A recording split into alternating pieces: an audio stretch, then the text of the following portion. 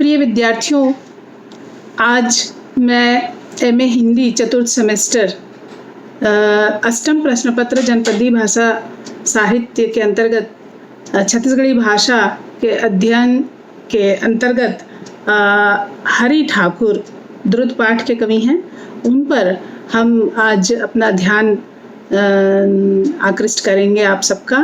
और मैं आप सबको ये बता दूं कि द्रुत पाठ के अंतर्गत जो कवि हैं उनको भी आप बहुत अच्छे से पढ़ें, क्योंकि यदि आप छत्तीसगढ़ी भाषा साहित्य पढ़ रहे हैं तो वहाँ जो द्रुत पाठ के कवि हैं उनको भी बहुत अच्छे से जानना आपको आवश्यक है। केवल एमए की परीक्षा के लिए नहीं, आप यदि पीएससी दे रहे हैं, मेन पीएससी, यदि आप एपीपीएससी दे रहे हैं तो उसमें भी आपको छत्तीसगढ़ी भाषा का पेपर देना पड़ता है, प्रश्न पत्र देना पड़ता है। 50 नंबर का छत्तीसगढ़ी भाषा का पेपर होता है। और पूरे हिंदी की बात करूं तो यदि आप मेंस छत्तीसगढ़ी की परीक्षा देते हैं तो 300 नंबर आपको हिंदी का पेपर 300 नंबर का देना पड़ता है। तो ये जो हम पढ़ रहे हैं द्रुत पाठ के अंतर्गत, वो जो कवि हैं उनकी भी जानकारी आपको अच्छे से होनी चाहिए, ऐसा मेरा मानना है। तो आज हम बात करेंगे हरि ठाकुर जी के संबंध में। हरि ठाकुर जी का जन्म हुआ था 18 अगस्त 1926 रायपुर में हुआ था। 18 अगस्त 1926 को रायपुर में हुआ था। इन्होंने बीए एलएलबी की शिक्षा ली थी। बीए एलएलबी जानते हैं ना कि विधि का कोर्स होता है, कानून का कोर्स होता है। उसको करने के बाद आप वकालत कर सकते हैं, आप जज बन सकते हैं कॉम्पिटिटिव एग्जाम देके। तो बीए एलएलबी की परीक्षा इन्होंने की थी। इनकी मृत्यु हुई थी 2001 में। हिंदी में प्रकाशित जो रचनाएं हैं इनकी, उन रचनाओं में नाम आता है नए स्वर, लोहे का नगर, अंधेरे के खिलाफ, मुक्ति गीत, पौरुष, नए संदर्भ एक ही रचना का नाम है। नए विश्वास के बादल, ये हिंदी में इनकी रचनाएं हैं। हिंदी भाषा में, हिंदी में कहने का मतलब हिंदी भाषा की ये रचनाएं हैं। उसके बाद छत्तीसगढ़ी भाषा की रचनाओं में हम ध्यान देते हैं तो इसमें है छत्तीसगढ़ी गीत और कविता, धान के कटोरा, बानी है अनमोल और शहीद वीर नारायण सिंह इनका खंड काव्य है। खंड काव्य आप हिंदी में आप पढ़े हैं ना, तो छत्तीसगढ़ी में हरि ठाकुर जी का लिखा हुआ खंड काव्य कौन सा है तो आपको ध्यान रखना है, शहीद वीर नारायण सिंह, ये इनका खंड काव्य है। धान के कटोरा इनकी एक रचना है, बानी है अनमोल इनकी एक रचना है, और जय छत्तीसगढ़ सुरता के चंदन, जय छत्तीसगढ़ सुरता के चंदन। इसके अलावा भी इन्होंने और लिखा है, जो छत्तीसगढ़ के इतिहास पुरुष, एक पुस्तक का नाम है छत्तीसगढ़ गाथा, एक पुस्तक है इनकी। तो इनकी ये रचनाएं आपको याद रखनी चाहिए। और फिर उसके बाद मैं आपको बता दूं कि इनका जो जीवन है, इनका परिवेश है, वो कैसा रहा, और इनकी जो भाषा है, इनकी जो शैली है और इनका जो केंद्रीय भाव है वो किस प्रकार का है। तो हरि ठाकुर जी हैं, आपको बता दूं कि छत्तीसगढ़ के महान सपूत, स्वतंत्रता संग्राम सेनानी ठाकुर प्यारे लाल सिंह जी के ये सुपुत्र हैं। हमारे राजनांदगांव में तो ठाकुर प्यारेलाल चौक है, एक ठाकुर प्यारेलाल स्कूल है एक। मैं अपना परिचय यहाँ पे बता दूं, मैं डॉक्टर बी नंदा जागृत, शासकीय दिग्विजय महाविद्यालय राजनांदगांव। हम राजनांदगांव से हैं। राजनांदगांव में ठाकुर प्यारेलाल जी के नाम से एक चौक है, एक स्कूल है। तो ये ऐसे स्वतंत्रता संग्राम सेनानी के पुत्र हैं हरि ठाकुर जी। और चूंकि आप देख रहे हैं कि वो स्वतंत्रता संग्राम सेनानी इनके पिता रहे हैं, तो निश्चित ही इनके पिता का जो प्रभाव है वो इन पर भी आया है। और इनकी भाषा शैली की बात हम करें तो इनकी भाषा शैली ऐसी है जो आपके भावों के प्रकटीकरण में अत्यंत ही सहायक है। प्रकृति का मोहक चित्रण खींचते हैं, भावुकता के भाव हैं, कल्पनाशीलता है, सरसता है इनकी भाव में। इनकी काव्य शैली ऐसी है कि हम इसको छत्तीसगढ़ काव्य शैली की गरिमा कह सकते हैं। इनकी काव्य शैली इतनी अच्छी है। और प्रकृति के साथ साथ भावुकता है, मैंने जैसे कहा संवेदना है, सरसता है। और हम देखते हैं कि ये ऐसे कवि हैं जो अपने आप को धरातल पर स्थापित करते हैं, ऊंचे ऊंचे बच्चे उड़ते नहीं हैं। तो इसीलिए जब ये भावुकता प्रकृति का चित्रण करते हैं तो बड़े ही भावुक कोमल रूप में अपनी भाषा को ले आते हैं। भाषा शैली इनकी इस तरह की हो जाती है। लेकिन जब वो मजदूरों को देखते हैं, जब वो शोषण देखते हैं, तो फिर इनकी जो शैली है, इनके जो भाव हैं, वो आक्रोश में बदल जाते हैं और फिर उसी तरह से वो भाषा का प्रयोग करते हैं।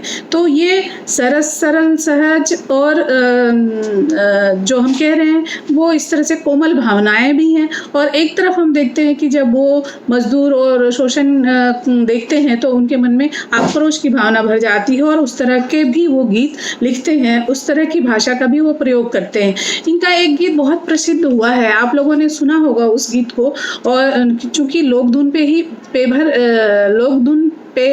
भी ये गीत रचते थे, तो लोकधुन पे इनके जो गीत है, लोक गीतों पर इनका अध्ययन है, लोक गीतों पर इनका शोध है। सुआ गीत पर इन्होंने एक आर्टिकल लिखा था, लेख लिखा था, उसको आपने पढ़ा होगा। सुआ गीत के बारे में तो आप लोग जानते ही हैं कि छत्तीसगढ़ का वह लोक गीत है, सुआ गीत। और सुआ गीत को किस तरह से किस किस समय यहाँ की महिलाएं गाती हैं, आपको बता दूं कि इस पर मैंने जब रिसर्च किया, शोध किया, तो मैंने पाया कि सुआ गीत कई स्थानों में दिवाली के समय गाया जाता है, तो कई स्थानों पे छेरछेरा पुन्नी के समय गाया जाता है। और जैसे अपने यहाँ एक लोधी जो जाती है, उन लोग सकट के समय गाते हैं। तो सुआ गीत है वो गाते अलग अलग पर्व, अलग अलग उत्सव के समय है, लेकिन भाव और संवेदना जो स्त्री की होती है वो सुआ गीतों में सुआ के माध्यम से प्रकट होती है। तो इस पर इनका जो शोध है वो, और इसी तरह से अन्य लोक साहित्य पर इनका शोध है। लोकगीत कहने का मतलब ये लोक साहित्य का एक प्रकार है। तो लोकगीत, अब मैं जैसे कह रही थी आपको कि इनका एक गीत बहुत ही प्रसिद्ध है, और वो प्रसिद्ध गीत आप लोगों ने भी सुना होगा, नहीं सुना होगा तो आप भी गूगल पे सर्च करेंगे क्लास के बाद और उसके बाद सुनिएगा। वो गीत है, गोंदा फूल गे मोरे राजा, गोंदा फूल गे मोरे बैरी, छाती माँ लागे बान, गोंदा फूल गे मोरे राजा, गोंदा फूल गे मोरे बैरी, छाती माँ लागे बान, गोंदा फूल गे। और एक चीज बताऊं मैं आपको, इस गीत को किसने गाया था? पिक्चर आई थी कई दे पे संदेश छत्तीसगढ़ की, छत्तीसगढ़ी भाषा में। उस भाषा में इस फिल्म में गीत गाने वाले थे मोहम्मद रफ़ी और सुमन कल्याणपुर। तो मोहम्मद रफ़ी की आवाज़ में ये गीत आप सुनिए, आपको बहुत अच्छा लगेगा। और जैसे हम कह रहे हैं कि हरि ठाकुर जी आपके द्रुत पाठ के कवि हैं, तो इनकी जो कविताएं हैं वो कविताएं आप देखें कि इनकी कविताओं में 3 कविताएं आपके पाठ्यक्रम में हैं, और इन कविताओं की भाषा जो है वो बहुत सरल सहज है। यदि आप छत्तीसगढ़ी भाषा का प्रयोग करते हैं तो आपको इसको पढ़ने से समझ में आ जाएगा। फिर भी मैं कोशिश करूंगी कि इसको पढ़ के मैं आपको उसका केंद्रीय भाव बता सकूं। तो पहला जो है वो है देवारी गीत। देवारी गीत, जैसे कि आप जानते हैं, देवारी मतलब दीपावली, छत्तीसगढ़ी में देवारी कहते हैं। और एक चीज आपको बता दूं, देवारी के संबंध में जब बात चल रही है तो छत्तीसगढ़ में लक्ष्मी पूजा जो है उसको तो कहते हैं सुरहोती। लक्ष्मी पूजा का दिन है वो सुरहोती कहलाता है। और गांव वाले हैं ना, वो उस दिन भर तो ऐसे त्यौहार नहीं मनाते हैं, काम दाम करते रहते अपने खेतों में, जंगल में जाके। लेकिन शाम के समय वो बड़ा पर्व का माहौल हो जाता है, त्यौहार का माहौल हो जाता है। गांव में लड़कियां हैं वो कलश रखती हैं, कलश सजाती हैं, और फिर रात के समय बैगा आता है और अखाड़ा होता है, कलश ले जाते हैं, गौरी गुड़ा में रखते हैं, गौरा गुड़ी में रखते हैं, और वहाँ फिर वो कलश रखा रहता है। और फिर रात भर वहाँ बैठे हैं तो या तो कुछ मनोरंजन के लिए नाचा होगा या कुछ नाटक खेलेंगे, इस तरह से रात को वहाँ रहते हैं। और कुछ लोग आ जाते हैं, कुछ लोग बैठे रहते हैं। और उसके बाद ये होता है कि वो जो कलश है ना, उस कलश को ब्रह्म मुहूर्त में जो महिलाएं हैं, लड़कियां हैं, वो अपना वो कलश उठाती हैं और उठा के तालाब या नदी या कुआं से पानी ले आती हैं। आजकल तो नल है, तो नल से पानी भरते हैं उसमें, और उस पानी को भर के रखे रहते हैं। और दूसरे दिन गोवर्धन पूजा जिसको हम कहते हैं, गोवर्धन पूजा है देवारी। छत्तीसगढ़ का गोवर्धन पूजा का दिन होता है, वो दिवाली है, वो दीपावली है। उस दिन जब वो अपने घर में गोवर्धन पूजा करते हैं तो गाय बैल जो पशुधन है उसका मुंह वो उसी पानी से जो कलश में रखा हुआ है उस पानी से धुलवाते हैं और उनको खिचड़ी खिलाते हैं। तो ये दिवाली की बात सुरहोती सब लोग कहने से समझ गए होंगे जो छत्तीसगढ़ के हैं। तो सुरहोती और उसके बाद दिवाली, तो ये दिवाली का गीत लिख रहे हैं, दीपावली का गीत लिख रहे हैं। दीपावली का गीत कैसा है इनका?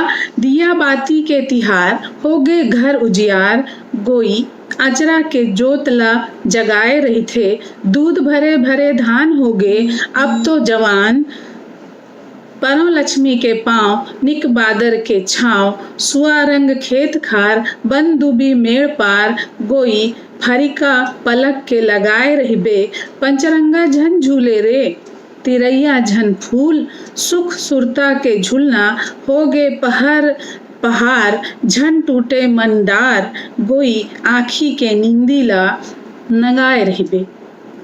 अब ये पूरा जो गीत है, जैसा इसका शीर्षक है दिवाली गीत यानी दीपावली का गीत, इसमें जैसे गोई शब्द दिया हुआ है तो गोई आप सखी के रूप में ले सकते हैं, सखा के रूप में ले सकते हैं। छत्तीसगढ़ी में ऐसे कहते हैं ना, का होगे गोई, का होगे रे, इतियाना ओती जाना, और फिर नहीं तो कई लोग गोई कहते हैं, कोई लोग गो कहते हैं और कोई लोग या कहते हैं, आने या जाने या ऐसा। तो ऐसा ही गोई जो शब्द है उसमें ये कह रहे हैं कि हे सखी, ये जो दीपावली का त्योहार है वो प्रकाश का त्योहार है और इस प्रकाश को अपने आंचल में छुपा के, आंचल से बचा के रखना ताकि प्रकाश से वो बूझने ना पाए। दीपावली कब मनाते हैं? कार्तिक महीने में मनाते हैं और इस समय धान की बालियों में दूध भरा होता है। आप जानते हैं आगे चल के यही चावल बनता है और यही चावल हम सब खाते हैं छत्तीसगढ़ वासी। यहाँ के लोग तो भात ज़्यादा खाते हैं ना। तो धान हमारा मुख्य फसल है, इसीलिए इसका नाम धान का कटोरा है। और उस समय हरियाली ऐसी रहती है कि खेत खलिहान सब धानी रंग के हो जाते हैं, सुआ रंग के। सुआ रंग मतलब तोता रंग, तोते का रंग आपने देखा, इधर तो केवल वही कलर का तोता ज़्यादा देखते हैं आप, हरे रंग का तोता, लेकिन तोते के और भी कलर होते हैं। पर हमारे यहाँ चूंकि हरा कलर तोता रहता है इसलिए हम ये कहते हैं कि धानी रंग मतलब तोते का रंग, सुआ रंग। तो उस रंग का पूरा खेत खलिहान हो जाता है, मेड़ों में दूब और घास दिखाई देने लगते हैं। तो जाते हो ना आप लोग कांदी लूने? हाँ जाया करो, वही जानवरों को भी तो खिलाना है। तो वो जो दूब घास है वो मेड़ में दिखाई देता है और यहीं पर कवि ये कहते हैं कि मुझे अच्छे दिनों की स्मृति याद आते रहती है और मैं चाहता हूँ कि ये स्मृति मेरी आँखों में बसे रहे, ये स्मृति ना टूटे। और इसीलिए जब कहीं बात ऐसी आ जाती है, जब दुखी होता है आदमी तो ऐसा लगता है कि एक एक पल एक एक पहर उसके लिए पहाड़ है, और जब सुखी होता है तो ऐसे लगता है कि ये भंग ही ना हो, ये भाव भंग ही ना हो, मन से हटे ही ना। तो इसलिए आँख खुले ही रहे ताकि नींद लगे ही ना और वो स्मृतियाँ मेरी आँखों में बने रहे और मेरा मन रूपी जो डाल है वो ना टूटे। तो ये इसका केंद्रीय भाव है कि दिवाली के समय, दीपावली पर्व के समय जो स्थिति होती है खेत खलिहान की, छत्तीसगढ़ की, उस स्थिति का इन्होंने चित्रण किया है। तो ये है दिवाली गीत। दूसरा इनका है बादर गीत। जैसा शीर्षक से आपको पता चल रहा है बादर गीत, बादर यानी बादल। बादल गीत कब गाएंगे भाई? वर्षा ऋतु में ना। तो वर्षा ऋतु में बादल यानी बादल, बादल यानी आसमान नहीं, बादल माने मेघ। अक्सर बच्चों को ये कंफ्यूजन होता है, भ्रम रहता है कि हम बादल आसमान सब एक चीज़ है। तो आप पर्यायवाची पढ़ते पढ़ते इस क्लास के आते तक इतना तो जरूर समझ गए हैं कि मेघ अलग है, आसमान अलग है, बादल अलग है, आकाश अलग है। तो बादर गीत है। इस बादर गीत में कवि गीत, जैसे कहा कि ये गीत है, तो इस गीत में कवि वर्षा ऋतु में जो छत्तीसगढ़ का जनजीवन है उसका चित्रण कर रहे हैं और कहते हैं, भर गे ताल तरैया भैया, भर गे ताल तरैया, झिमिर झिमिर जस पानी बरसे, महके खेत खार के माटी, गुडुर गुडुर जस बादर गरजे, डोले नदिया पर्वत घाटी, नांगर धर के निकलिस घर से, सबे किसान कमैया, भर गे ताल तरैया भैया, भर गे ताल तरैया। समझ में आ गया होगा कि पानी गिर रहा है, बरसात का मौसम है, वर्षा ऋतु है और इतना पानी गिरा है कि सारे ताल सरोवर भर गए हैं और तब भी पानी गिरते ही जा रहा है। कहते ना झड़ी लग गए, तो झिमिर झिमिर है वो पानी गिरते जा रहा है। और खेत से या मिट्टी से जब पहली बारिश होती है तो जो खुशबू उठती है सौंधी सौंधी मिट्टी की, वो खुशबू उठ रही है। अब फिर भी बादल गुडुर गुडुर इधर गरजते जा रहे हैं, बारिश होते जा रही है। बादल की गर्जना ऐसे हो रही है कि उस गर्जना से ऐसे लग रहा है जैसे नदी, पहाड़, पर्वत, घाटियां सब डोलने लगी हैं, हिलने लगी हैं। और ऐसे समय में जो किसान है वो नांगर यानी हल पकड़ के अपने खेतों की ओर चल पड़े हैं। इधर देखे फिर इतरावत है नदिया, लागिस झड़ी गजब रे, सावन के बादर सेना घुमड़ी जैसे, राम लखन और रावण के। अब देखिए एक कह रहे हैं कि इस तरह से झड़ी लग गई है, तेज बारिश हो रही है। सावन के महीना में झड़ी लगती है ना। आजकल तो ऋतु ऐसे बदलते जा रहा है कि समझ में नहीं आ रहा है कि कौन सा ऋतु कौन सा है। अभी इस साल देखिए साल भर तो बारिश ही हो रही है, फिर भी हम कवि की बात यहाँ कह रहे हैं कि ये वर्षा ऋतु का चित्रण कर रहे हैं कि इतना पानी गिरा है कि ऐसे लग रहा है जैसे नदी इतरा रही है, इठला रही है और सावन की झड़ी सी लगी हुई है, सावन की झड़ी लगी हुई है। और जो बादल रूपी सेना है वो तो ऐसे गर्जना कर रहे हैं जैसे लग रहा है राम, लक्ष्मण और रावण की सेना आ गई है और उनकी गर्जना हो रही है। अब पानी बादर में भाटों के घर के राम रखैया। पानी बादर इतना गिर रहा है। छत्तीसगढ़ में तो भाई पहले पक्के घर होते नहीं थे, कच्चे घर होते थे। कच्चे घर, छानी वाला घर, खपरा वाला घर, है ना। एक खपरेल टूट गया तो टप टप टपक रहा है, तो फिर वहाँ बर्तन रखो तो बाल्टी रखो, दुनिया भर ऐसे चलते रहता था। तो इसलिए ये यहाँ पे कह रहे हैं कि पानी इतना गिर रहा है कि मेरे जो भाटो है, भाटो माने जीजा जी, आप लोग जानते हैं छत्तीसगढ़ी में कहते हैं भाटो, तो भाटो का जो घर है उसका तो भाई राम ही जाने, राम राखे। आगे वो कहते हैं फूले लागिस धरती हरियर, लुगरा भुइया पहिने नाचिस, और जोगनी बरिस रातमा, जैसे सीता गईस माचिस। कवि कहते हैं कि जब बारिश इतनी हो रही है तो ऐसा लगता है जैसे हरी भरी धरती फूल गई है, मतलब खिल गई है। हरी भरी धरती इतनी सुंदर लग रही है कि ऐसा लग रहा है जैसे वो हरी भरी साड़ी पहनकर, हरे भरे वस्त्र पहनकर नृत्य कर रही हो।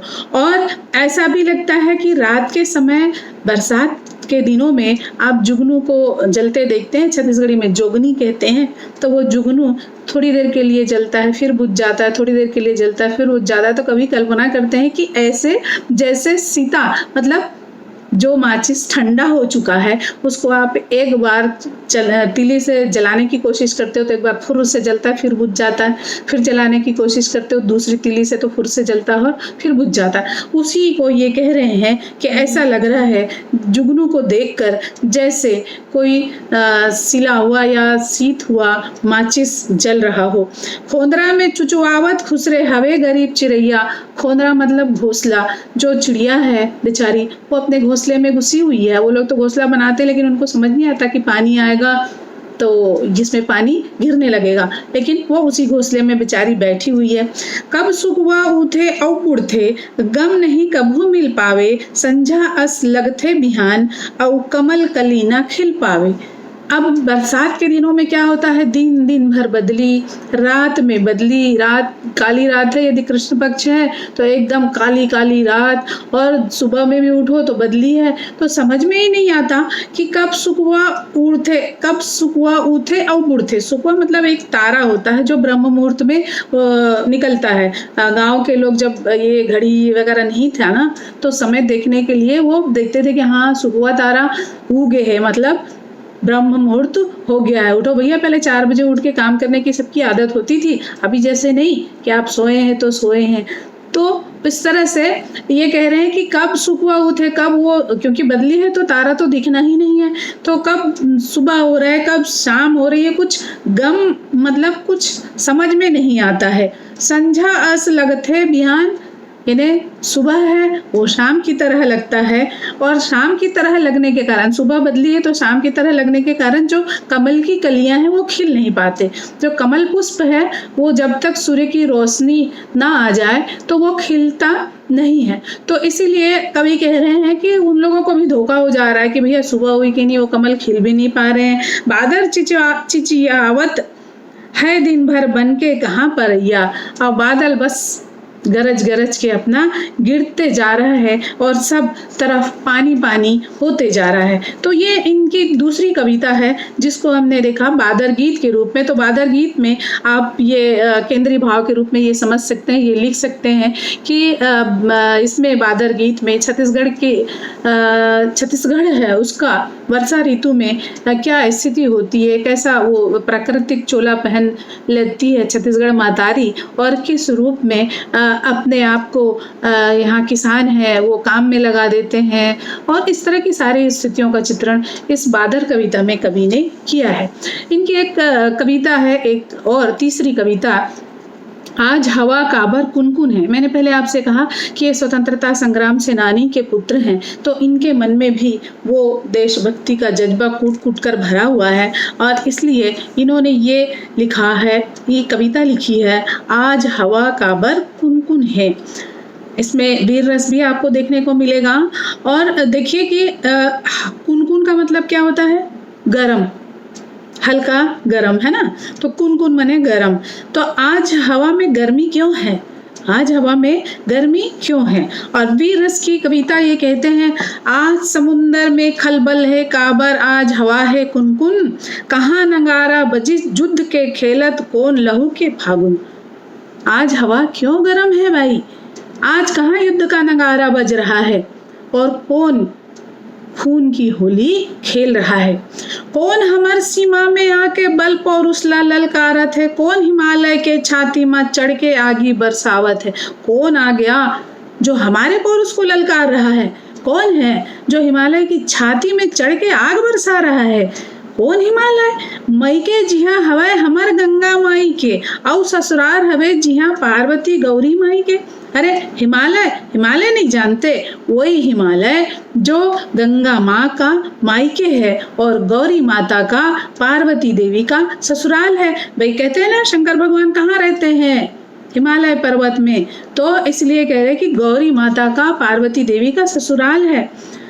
उहे चीन के लाल सांप मन खुसरे हिजी बिला बना के, ये सुराजला हड़पे खातिर रोज हवा में किला बना के। सन 1962 की बात है जब चीन ने भारत पे आक्रमण किया था। तो ये इसलिए कह रहे हैं कि वही उसी पर्वत में ये चीन के लाल लाल सांप, चीन वालों का रंग लाल लाल होता है ना, अलग है कि अभी कोरोना के ट्रीटमेंट में बेचारे डॉक्टर्स जो हैं उन पर रिएक्शन हो गया है। गोरे गोरे 2 डॉक्टर की फोटो आप लोगों ने कल देखी होगी, वो काले काले हो गए हैं, पता नहीं कैसा ये रिएक्शन है इस दवाई का। फिर भी यहाँ हम बात कर रहे हैं, कवि कह रहे हैं कि चीन के जो लाल लाल सांप हैं वही लोग वहाँ पे बिल बनाकर घुसे हुए हैं, और ये चाहते हैं कि हमारा जो स्वराज्य है, हमारी जो आज़ादी है, उसको ये हड़प ले। और उनखर सपनाला आगी माँ भूंजो बिक के दांत उखानो, आज हिमालय के रक्षा बर उठो की संगी भुजा लतानो। और कवि सारे भारतीयों का आह्वान करते हैं कि ऐसा ये मंसूबा लेके आए हैं तो हम सब मिलकर उनके इस विषदंत को उखाड़ेंगे। ये जो उनकी भावना है उनको हम कुचल डालेंगे। आज हिमालय की रक्षा के लिए साथियों सभी उठो, अपनी भुजाओं को उठाओ, अपनी शक्ति को दिखाओ। ऐसन कत को नागला नाथ है और नचायन काली दाहमा, फेर बढ़े है वही नागमन फनका है बिख पर के मुंह में। अरे हम लोग ऐसे ऐसे जो कालिया नाग आते हैं चीन रूपी, उन लोगों को तो हमने कितना नचाया है। कालीदाह में कृष्ण कन्हैया ने कैसे नाग नाथा था। ऐसे कई लोग, कई दुश्मन आए और उनको हमने जितना भी बड़ा फन हो, जैसा भी उनका विषदंत हो, उसको हमने बिल्कुल हराया है और भगाया है। इसलिए ये कहते हैं, नाग नथैया कृष्ण कन्हैया बोलिस महाभारत माँ गीता, भारत के लक्ष्मण सचेत हो, रावण हरो जन सीता। वहाँ पे ये बात कर रहे हैं गीता की कि जब महाभारत का युद्ध हुआ था, आप लोग महाभारत भी अभी देख रहे होंगे, तो वहाँ पे आपने देखा कि किस तरह से कृष्ण को अपने कर्म को करने के लिए अर्जुन को अपना कर्म करने के लिए श्री कृष्ण ने गीता का ज्ञान दिया था।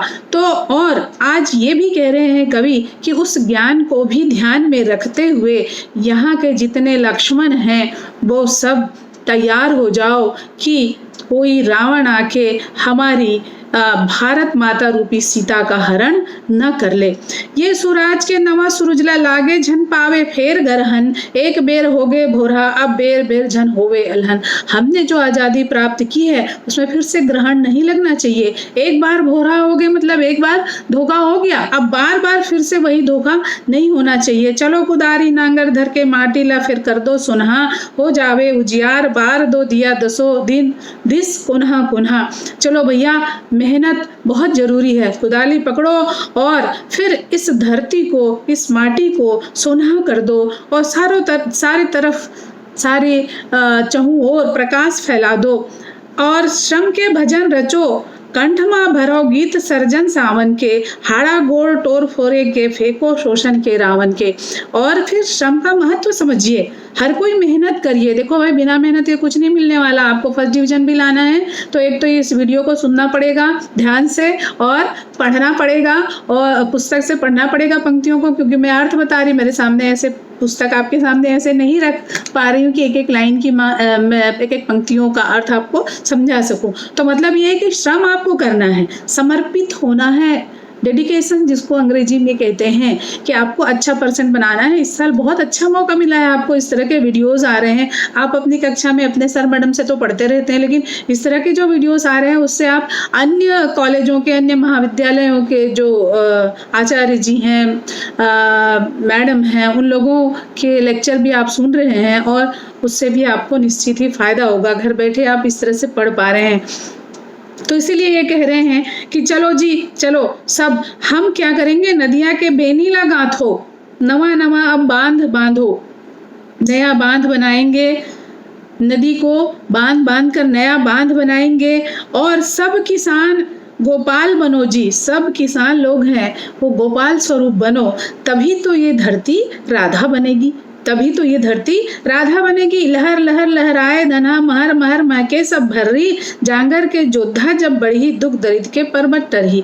कवि कहते हैं कि ये लहर लहर धान के खेत हैं वो बढ़िया लहलहाते रहे, और उधर भर्री भाटा कहता है ना, जहाँ पहले कोदो कुटकी अरहर अब सोयाबीन और चना और अलसी सब बोते हैं। तो दोनों चीज़ आप जानते हैं, एक तरफ धना खेत होता है, एक भर्री भाटा होता है। तो भर्री में ये कह रहे हैं कि धना जिधर खेत है, धान वाला खेत भी लहलहाए और इधर भर्री भी महर महर करने लगे।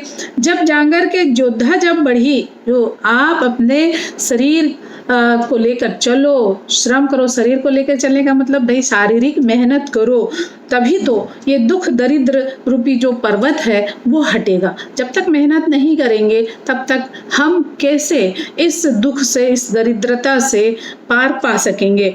ठलहा कोनो बैठ न पावे, सब झन पारे श्रम के दोहा, हमर सांस में अतका बल है, पर जाए तो टंगले लोहा। एकदम स्पष्ट कहते हैं कवि, कोई ठलहा मतलब कोई खाली मत बैठो, अभी भी घर में बैठे हो तो खाली मत बैठो, कुछ न कुछ करते रहो। और सब जन पारे श्रम के दोहा, सब लोग मेहनत करें। और हमारे सांस में, हमारे श्वास में इतनी ताकत है कि हम जब श्रम करने लगेंगे तो हमारे श्रम से, हमारी मेहनत से लोहा भी पिघल सकता है। बेरा पहा न जाए भैया, झन बैठो जी गोड़ लमाए, कतको पुदा परे है करबो जुर मिल, सकबो तभे कमाए। इतना काम पड़ा है कि आप लोग सुस्त मत बैठे रहिए। सारे भारतवासियों से कह रहे हैं कि कोई सुस्त मत बैठो, काम इतना ज़्यादा है कि हम सब मिलजुल कर करें। चल चैती तय चरिहा धर, चैती ते चरिया धर और ननकू तय धर ले नांगर हल धर। ये परीक्षा के बेरा एक आखर मन में ते कतका जांगर। ये हमारी परीक्षा की घड़ी है कि किसके शरीर में कितनी शक्ति है। कतका जांगर मतलब कितनी शक्ति है। और एक बात कहते हैं कवि कि छुआछूत ला भेदभाव ला ऊंच नीच ला धरिया देवाओ एका के झंडा ला जगह में ऊंचा करके फरिया देवा। कवि का कहना है छुआछूत, ऊंच नीच का भेदभाव, अमीर गरीब का भेदभाव, ये सब छोड़ो और छोड़कर एक हो जाओ, सब एक झंडा के नीचे आ जाओ। समर भूमि में डटे सिपाही उनखर पाछू हमरे बल है। युद्ध भूमि में जो हमारे सिपाही डटे रहते हैं उन्हीं के पीछे तो हमारी शक्ति है। कैसे कैसे उन लोग जो कठिनाइयों को उठाते हैं। कभी लेह लद्दाख आप गए होगे घूमने घामने या नहीं गए होगे तो कभी सेना में चले जाएं तो आपकी पोस्टिंग हो तो पता चले कि लेह लद्दाख में छत्तीसगढ़ का यदि कोई सैनिक जाता है तो वो क्या होता है पता है, 15 दिन के बाद वहाँ की ठंडी, एक तो वहाँ ऑक्सीजन की कमी है तो सांस लेने में बहुत मुश्किल होता है, तो कठिनाई होती है। और उसके बाद वहाँ की ठंडी ऐसी रहती है कि उसके बाल झड़ने लग जाते हैं पूरे 15 दिन में, और कई लोगों की तो उंगलियां हैं वो गलने लग जाती है। उसके बावजूद वो लोग काम करते हैं। जब वो चढ़ाई पे चढ़ते हैं तो उनको और कितनी परेशानी होती है। एक तो पूरा ड्रेस पहना हुआ है, पहाड़ी इलाका है, चढ़ रहे हैं, पसीना जैसे आया बगल में तो वो क्या हो जाता है, फिर वो वहीं पे बर्फ बन जाता है। मतलब बहुत सारी परेशानियां हैं जो आप यहाँ बैठे बैठे महसूस नहीं कर सकते। जब आप वहाँ जाएंगे और देखेंगे तब आपको महसूस होगा कि ये हमारे सेना के जवान हमारे लिए कितना करते हैं। इसीलिए कह रहे हैं कि हमारे लिए ये समर भूमि में, युद्ध भूमि में डटे हुए हैं।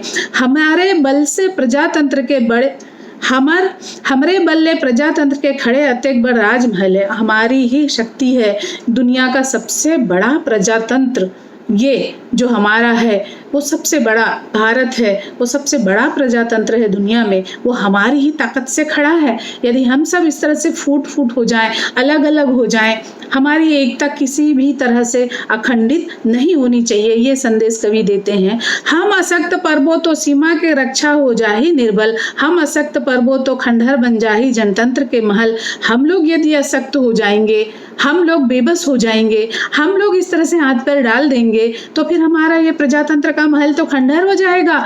ऐसन बेरा ऊंघावे जोन उनखर मुंह में मारो थपरा। ऐसे समय में जो लोग ऊंघा रहे हैं, तब सो रहे हैं, ऐसे के मुंह में तो थप्पड़ मारो। सजग सचेत रहो सब भाई टारो, रद्दा के सब पथरा, जुर मिल के सब करो कमाई, करो बरोबर सब जन बाटा। आओ समाज के पाँव गड़े है, हेरा वो शोषण के कांटा, ए सुराज तुलसी के बिरवा, सदा रहे जी हरियर हरियर, ओखर बन मरबो बलिदानी, चढ़ा चढ़ा के मुर के नरियर। हम इस देश के लिए बलिदानी बन जाएंगे, अपना चढ़ा चढ़ा के मुड़ के नरियर मतलब अपना शीश का बलिदान करेंगे और इसकी हम रक्षा करेंगे। आशा है मुझे कि ये आपको निश्चित ही समझ में आया होगा। और अगले वीडियो में हम दूसरे द्रुत पाठ के जो कवि हैं, अन्य कवि हैं, उनको लेंगे। बहुत बहुत धन्यवाद। मैं डॉक्टर बी नंदा जागृत, गवर्नमेंट दिग्विजय महाविद्यालय राजनांदगांव, छत्तीसगढ़।